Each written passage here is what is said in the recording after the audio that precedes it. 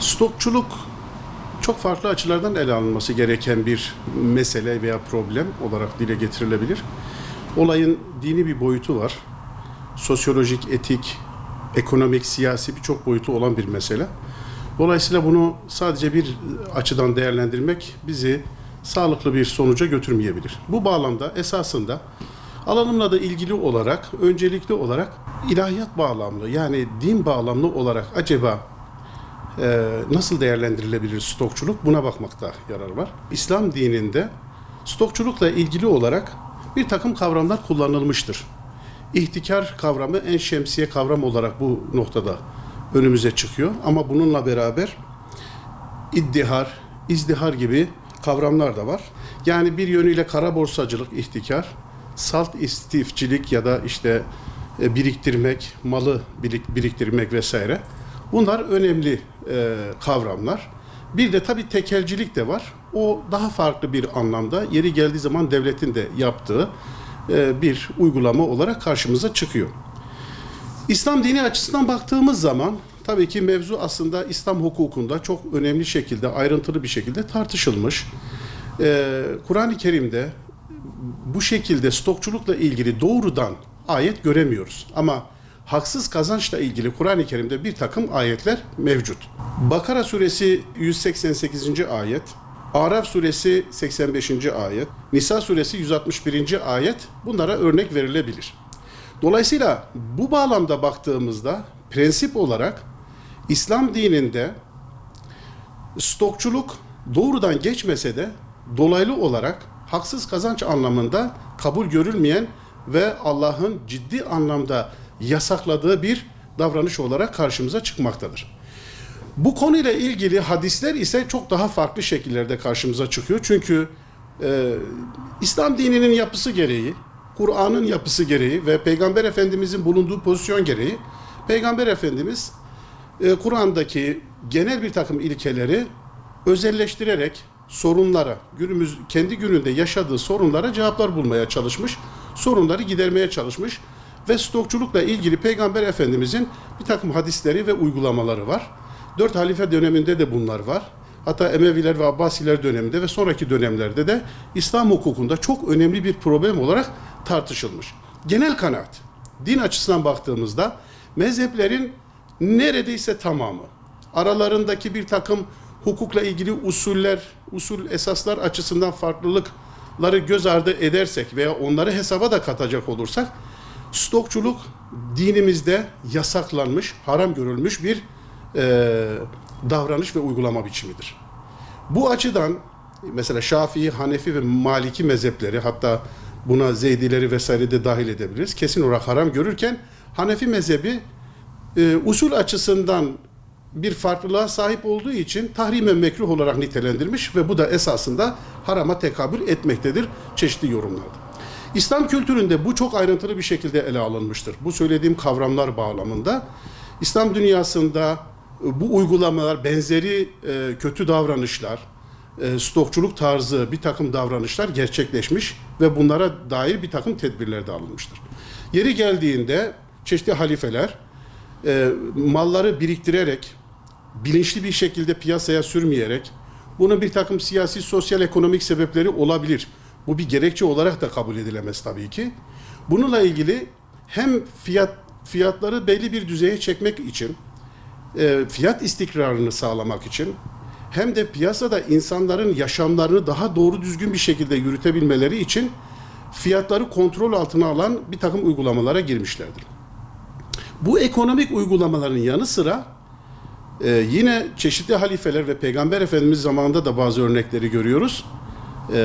Bir takım yaptırımlar da uygulanmış.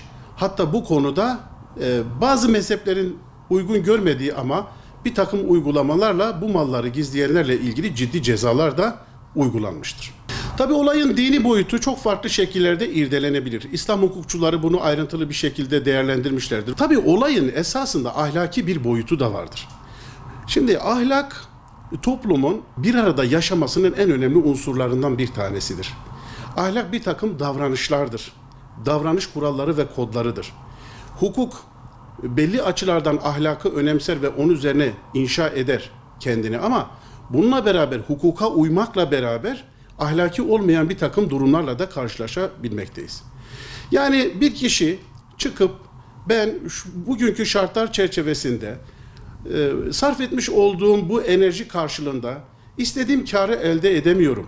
Dolayısıyla ben bu malımı biriktirip işte çeşitli değişkenlerle bu malımı daha yüksek fiyata satabileceğim ortamları bekleyerek bu malı biriktirip piyasada arz talebini daha da artıracak şekilde tavırlarda bulunması bir haksız kazanç olduğu için ahlaki bir davranış da değildir.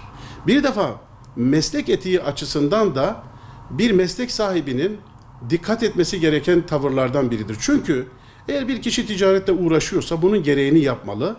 Özellikle ve özellikle insanların temel ihtiyaçlarını karşılayacak olan bu ev olabilir, araba olabilir, gıda maddeleri olabilir. İlaç olduğunu mesela ilaçları devreye soktuğumuzda ve daha bir sürü kalem burada ifade edilebilir. Bunları hesaba kattığımızda ki günümüzde artık teknolojik aletlerde cep telefonları da artık temel ihtiyaçlar içerisine girdi.